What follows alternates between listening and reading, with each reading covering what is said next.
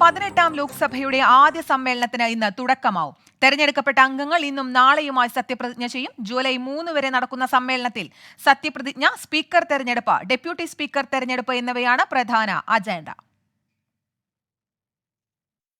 ലോക്സഭയിലേക്ക് തെരഞ്ഞെടുക്കപ്പെട്ട അംഗങ്ങളുടെ സത്യപ്രതിജ്ഞയാണ് പ്രത്യേക സമ്മേളനത്തിന്റെ ആദ്യ അജണ്ട. രാവിലെ 9:30 പ്രോട്ടം സ്പീക്കറായി ഭർതൃഹരി മെഹ്താബ് രാഷ്ട്രപതി ദ്രൗപദി മുർമുവിന് മുന്നിൽ സത്യപ്രതിജ്ഞ ചെയ്യും. 11 മണിക്ക് ലോക്സഭ സമ്മേളിക്കുന്നതിന് മുൻപായി പ്രധാനമന്ത്രി നരേന്ദ്രമോദി മാധ്യമങ്ങളെ കാണും. തുടർന്ന് പ്രോട്ടം സ്പീക്കറുടെ അധ്യക്ഷതയിൽ അംഗങ്ങളുടെ സത്യപ്രതിജ്ഞ.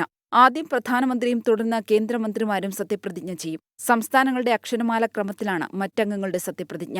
വൈകിട്ട് 4 മണി മുതൽ 5 മണി വരെയാണ് കേരളത്തിൽ നിന്നുള്ള അംഗങ്ങളുടെ സത്യപ്രതിജ്ഞയ്ക്ക് ക്രമീകരിച്ചിരിക്കുന്ന സമയം. സഭയിലെ ഏറ്റവും മുതിർന്നയാളെ പ്രോട്ടം സ്പീക്കർ സ്ഥാനം നിഷേധിച്ചതിൽ പ്രതിഷേധിച്ച് കൊടിക്കുന്നിൽ സുരേഷ് അടക്കം പ്രോട്ടം സ്പീക്കറുടെ സഹായികളുടെ പാനലിൽ ഉൾപ്പെട്ട പ്രതിപക്ഷാംഗങ്ങൾ സഹകരിക്കില്ലെന്നാണ് സൂചന.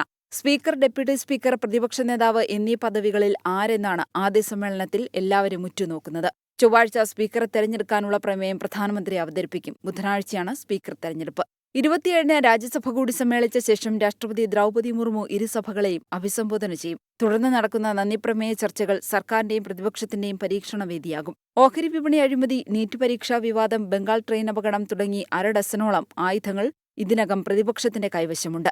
24 ഡൽഹി.